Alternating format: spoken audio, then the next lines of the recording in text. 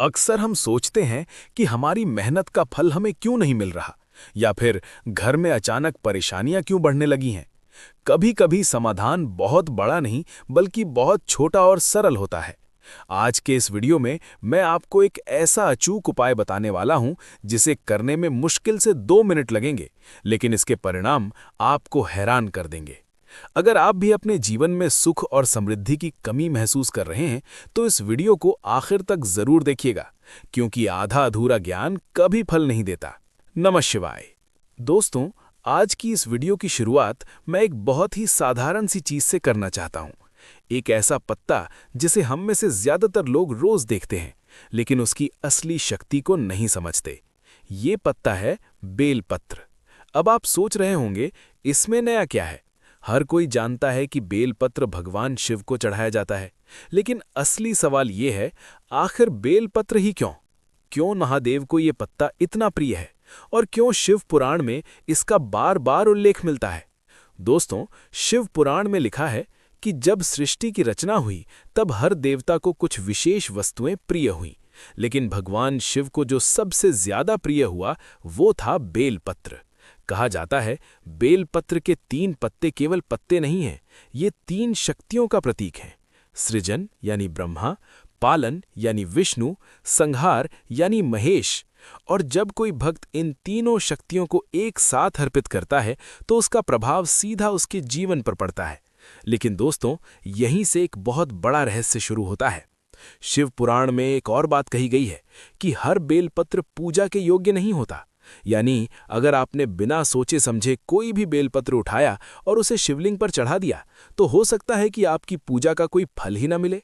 अब सोचिए, हम इतने समय से पूजा करते आ रहे हैं, लेकिन क्या हमने कभी ये सोचा कि हम सही तरीका अपना रहे हैं या नहीं? अधिकतर लोग क्या करते हैं, मंदिर जाते हैं, जल चढ़ाते हैं, बेलपत्र रखते हैं और वापस आ जाते हैं। लेकिन वो ये नहीं जानते कि पूजा केवल चढ़ाने का नाम नहीं है, पूजा सही विधि से करने का नाम है। और यही वो जगह है जहां 90% लोग गलती कर देते हैं। दोस्तों, एक छोटी सी गलती आपकी पूरी श्रद्धा को बेकार कर सकती है। अब मैं आपसे एक सवाल पूछता हूं, क्या आपने कभी ध्यान दिया है कि आप जो बेलपत्र चढ़ाते हैं वो सही है या नहीं? क्या आपने कभी ये देखा है कि वो पत्ता पूरा है या टूटा हुआ?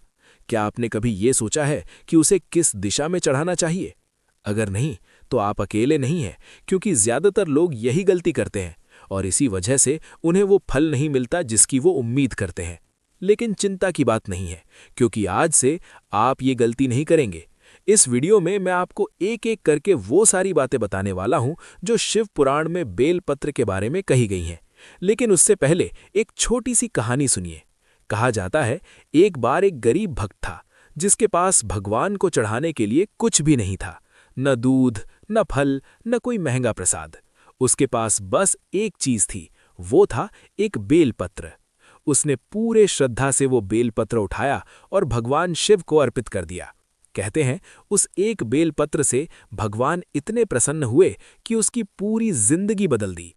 अब यहां समझने वाली बात यह है, भगवान को वस्तु की कीमत नहीं चाहिए, उन्हें भावना चाहिए। लेकिन भावना के साथ साथ सही विधि भी उतनी ही जरूरी है। अगर भावना सही है और विधि गलत है, तो फल अधूरा रह जाता है।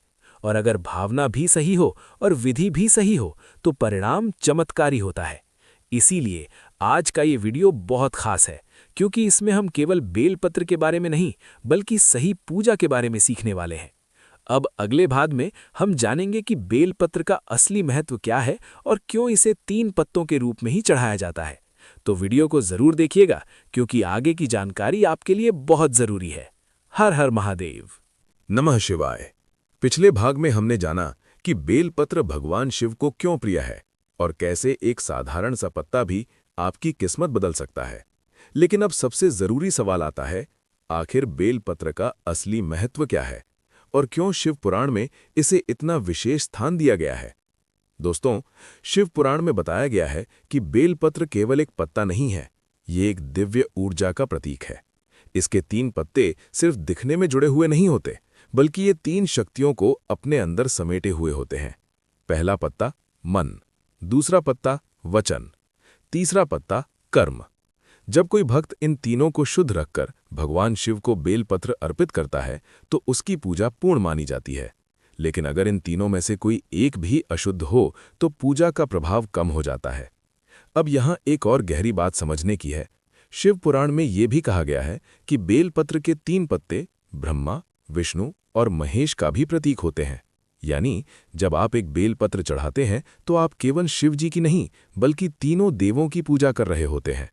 इसी वजह से बेलपत्र का महत्व और भी बढ़ जाता है। लेकिन दोस्तों, यहीं एक बहुत बड़ी गलती लोग कर देते हैं। लोग सोचते हैं कि कोई भी बेलपत्र उठाकर चढ़ा दो, बस पूजा हो जाएगी। लेकिन ऐसा बिल्कुल नहीं है। हर बेलपत्र पूजा के योग्य नहीं होता। अब आप सोच रहे होंगे, कैसे पहचाने सही बेलपत्र, कौन सा चढ़ाना चाहिए और कौन सा नहीं। यही वो ज्ञान है जो बहुत कम लोगों को पता होता है और इसी वजह से अधिकतर लोगों को पूजा का पूरा फल नहीं मिलता। अब मैं आपको एक छोटी सी बात बताता हूं। जब भी आप बेलपत्र को ध्यान से देखेंगे तो पाएंगे कि उसके तीनों पत्ते एक जैसे नहीं होते। कोई थोड़ा बड़ा होता है, कोई छोटा, कोई बीच में संतुलित होता है। ये हमें एक बहुत बड़ा संदेश देता है कि जीवन में भी संतुलन जरूरी है। अगर आपका मन, वचन और कर्म संतुलित हैं तो आपकी जिंदगी भी संतुलित रहेगी और यही संतुलन भगवान शिव को सबसे ज्यादा प्रिय है। लेकिन दोस्तों, अब जो मैं बताने जा रहा हूं वो और भी ज्यादा जरूरी है। शिव पुराण में ये भी संकेत मिलता है कि बेलपत्र चढ़ाने से पहले उसे समझना जरूरी है, क्योंकि बिना समझे किया गया काम अधूरा रह जाता है। अब सोचिए, अगर आप बिना ध्यान दिए कोई भी पत्ता उठा लेते हैं और उसे चढ़ा देते हैं तो क्या वो सही होगा? नहीं, क्योंकि पूजा केवल क्रिया नहीं है, ये एक भावना और समझ का मेल है। और जब ये दोनों मिलते हैं तभी असली फल मिलता है।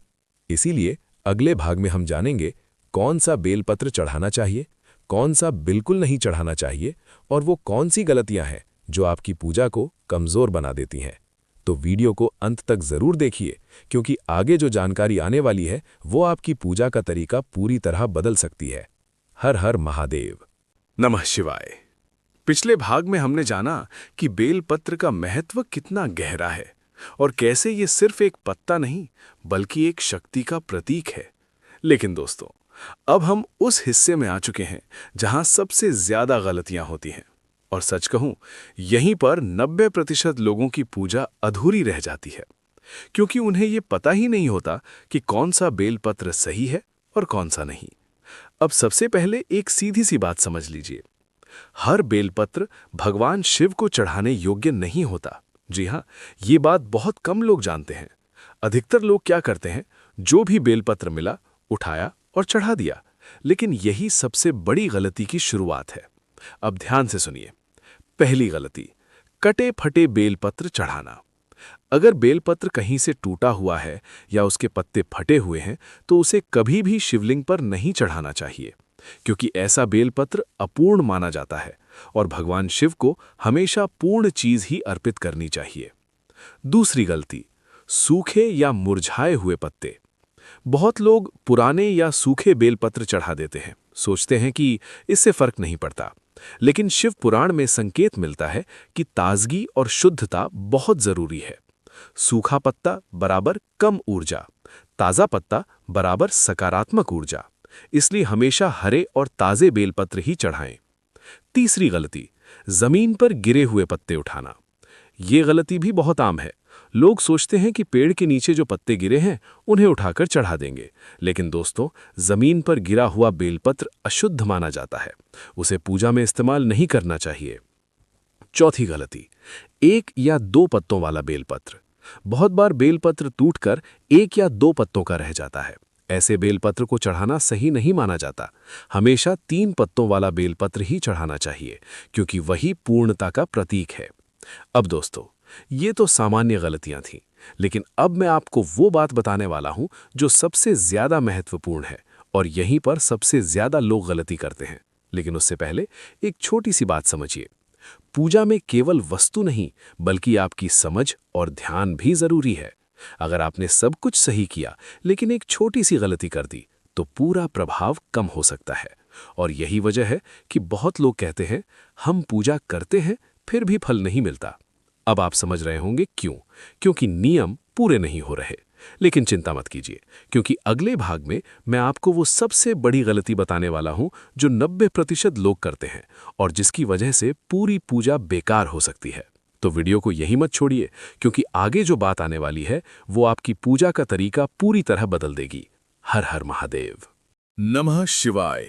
दोस्तों, अभी तक हमने बहुत कुछ समझा, बेलपत्र का महत्व, सही और गलत पत्तों की पहचान, लेकिन अब हम उस सच के सामने खड़े हैं जिसे जानना हर शिव भक्त के लिए बेहद जरूरी है। क्योंकि अब मैं आपको बताने वाला हूं वो एक ऐसी गलती जो सबसे ज्यादा लोग करते हैं, और शायद आप भी अनजाने में ये गलती कर रहे हों। ध्यान से सुनिए। सबसे बड़ी गलती है बेल पत्र को उल्टा चढ़ाना। जी हाँ, ये सुनने में छोटी बात लगती है, लेकिन इसका असर बहुत बड़ा होता है। अधिकतर लोग मंदिर जाते हैं, जल चढ़ाते हैं और बिना ध्यान दिए बेलपत्र रख देते हैं, लेकिन उन्होंने कभी ये नहीं देखा कि बेलपत्र किस दिशा में रखा जा रहा है। अब समझिए सही तरीका। जब भी आप बेलपत्र को हाथ में लें तो उसे ध्यान से देखिए। एक साइड थोड़ी चिकनी होती है और दूसरी साइड थोड़ी खुरदरी।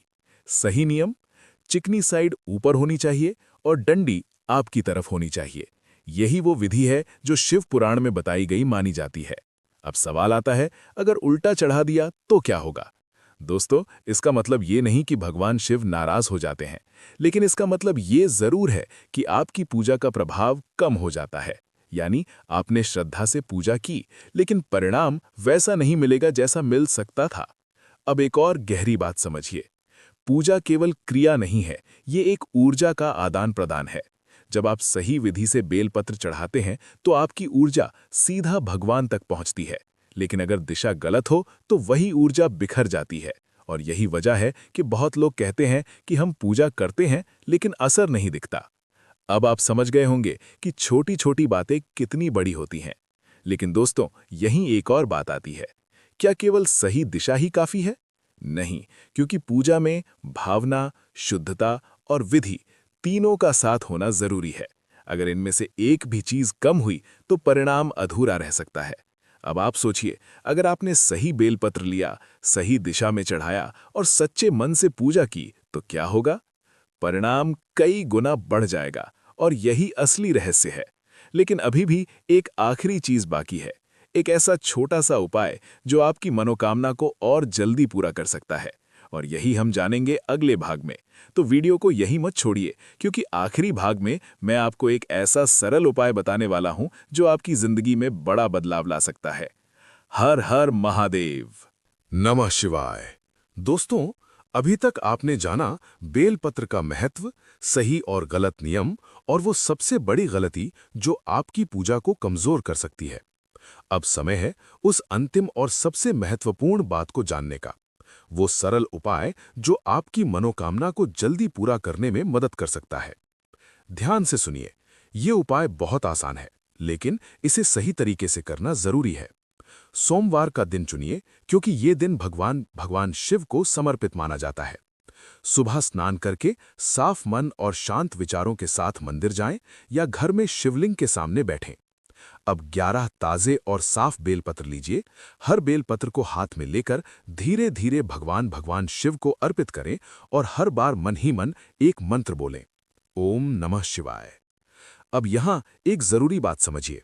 मंत्र केवल शब्द नहीं है, ये एक ऊर्जा है। जब आप हर बेलपत्र के साथ मंत्र बोलते हैं तो आपकी भावना और ऊर्जा दोनों एक साथ जुड़ती हैं, और यही जुड़ाव आपकी प्रार्थना को और शक्तिशाली बनाता है। अब एक और छोटी लेकिन गहरी बात। जब आप बेलपत्र चढ़ाएं तो जल्दीबाजी बिल्कुल न करें। हर पत्ते के साथ 2-3 सेकंड रुकें और अपने मन की इच्छा को स्पष्ट रूप से महसूस करें, जैसे कि वो पहले ही पूरी हो चुकी है। ये तरीका आपकी प्रार्थना को और गहरा बना देता है। अब आप सोच रहे होंगे, क्या इससे सच में फर्क पड़ता है? दोस्तों, फर्क पड़ता है, क्योंकि पूजा केवल करने से नहीं, बल्कि सही भावना और ध्यान से करने से असर दिखाती है। अब एक और जरूरी बात, ये उपाय करने के बाद आपको तुरंत परिणाम देखने की जल्दी नहीं करनी चाहिए। धैर्य रखें और विश्वास बनाए रखें, क्योंकि भगवान शिव सही समय पर ही फल देते हैं, लेकिन जब देते हैं तो उम्मीद से ज्यादा देते हैं। अब इस पूरी वीडियो का एक छोटा सा सार समझ लीजिए। सही बेलपत्र चुनना जरूरी है, सही विधि से चढ़ाना जरूरी है, और सबसे जरूरी सच्ची भावना। अगर ये तीनों चीजें एक साथ आ जाएं, तो आपकी पूजा निश्चित रूप से सफल होती है। अब अंत में मैं आपसे एक छोटी सी बात कहना चाहता हूं। अगर आप सच्चे मन से भगवान शिव में विश्वास रखते हैं, तो कमेंट में जरूर लिखें हर हर महादेव, और अपने मन की एक इच्छा भी लिखें, क्योंकि जब आप अपनी इच्छा को शब्दों में व्यक्त करते हैं तो वो और मजबूत हो जाती है। वीडियो को लाइक करें और ऐसे ही ज्ञान के लिए चैनल को सब्सक्राइब जरूर करें। हम फिर मिलेंगे एक और ऐसे ही रहस्य के साथ। तब तक हर हर महादेव। नमः शिवाय। दोस्तों, एक सेकंड रुकिए। अगर आपको अभी तक ये जानकारी सही लग रही है तो वीडियो को लाइक जरूर कर दीजिए, और ऐसे ही पावरफुल जानकारी के लिए चैनल को फॉलो सब्सक्राइब कर लो। अब एक जरूरी बात, आपको ये कंटेंट कैसा लग रहा है, अच्छा या बेकार? सच सच कमेंट में जरूर बताना, क्योंकि मैं आपके हर कमेंट को पढ़ता हूं और उसी के हिसाब से अगली वीडियो बनाता हूं। और अगर आप सच्चे भक्त हैं तो कमेंट में लिखो हर हर महादेव। छोटा पॉज। अब आगे जो बात आने वाली है वो बहुत कम लोग जानते हैं। ध्यान